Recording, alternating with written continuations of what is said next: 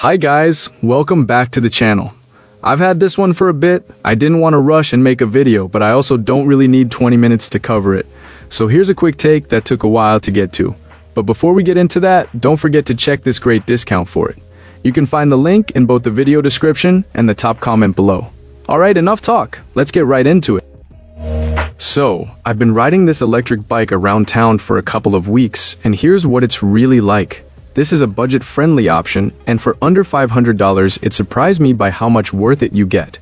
The bike ships with a battery that's already charged, and assembly was easy after I watched a setup video online. The toolkit that comes with it isn't junk. It actually holds up okay if you're doing the basics, which is nice because not all cheap bikes come with usable tools. On the ride, this electric bike feels solid and surprisingly competent. The frame gives you a stable vibe, and the little front suspension helps soak up bumps on rough pavement, which matters when you're commuting or grabbing a longer ride on a weekend. The motor is responsive enough, and at power mode 1 it moves out nicely even with a fair amount of weight on the bike. I've tested the top speeds around the mid-teens to 20 miles per hour, and I found the 5 assist modes mainly shift the ceiling rather than changing the ride feel dramatically. A big bonus is the convenience. The battery is removable for charging indoors, and the overall build communicates that you're getting more bike than I expected for the price. The brakes stop reliably, especially when you're cruising downhill or having to slow down quickly in traffic.